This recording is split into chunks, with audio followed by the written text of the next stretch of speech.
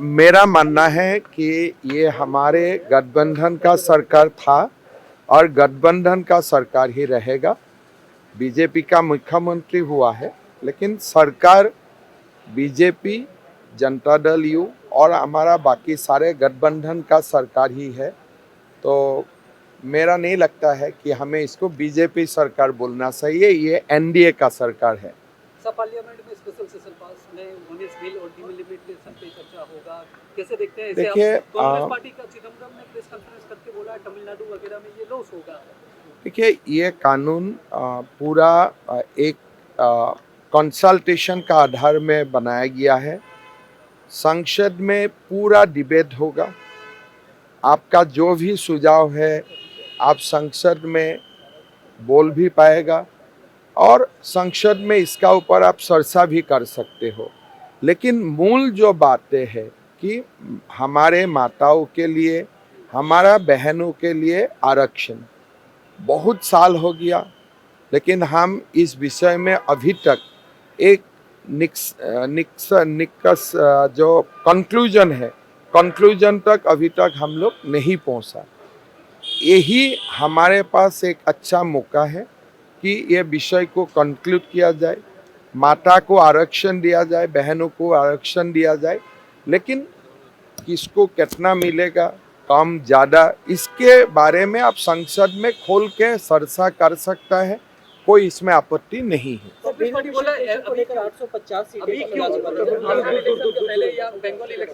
देखिए, हमारा तो वोटिंग हो ही गया है, ये तो चुनाव का वोटिंग हो गया है और अच्छा है कि आप अगर इसमें आप सपोर्ट करता है, कांग्रेस पार्टी को भी वोट मिलेगा माताओं का। तो ये तो कांग्रेस के लिए एक मौका है कि तमिलनाडु और बंगाल चुनाव का पहले ये बिल आया है, आप दिल खोल के इसको सपोर्ट कीजिए, आपको महिलाओं का वोट मिलेगा।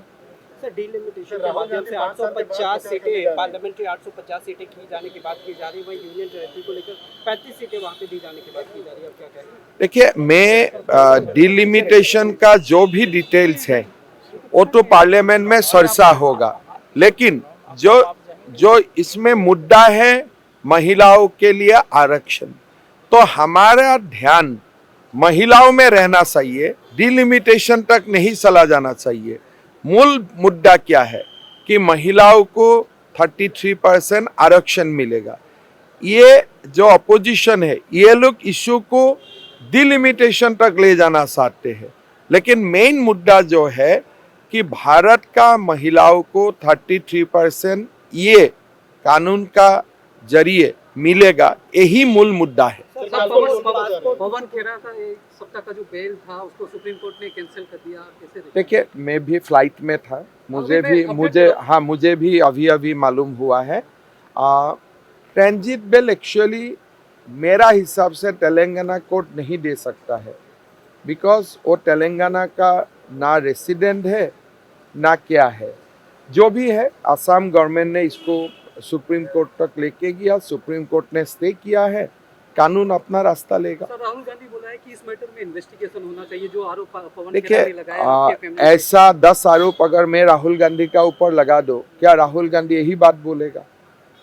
मेरा वाइफ और मेरा पासपोर्ट में जनताओं का सामने, आप लोगों का सामने रख दूंगा, क्या राहुल गांधी अपना पासपोर्ट हमारा सामने रखेगा?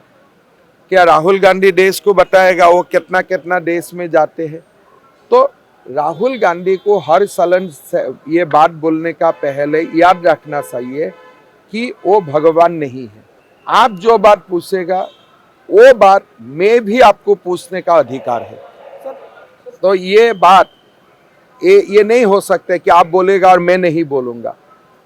आपका भी पासपोर्ट आप लाओ दिल्ली का प्रेस का सामने, और मेरा पासपोर्ट और मेरा सारा परिवार का पासपोर्ट भी मैं लाऊंगा।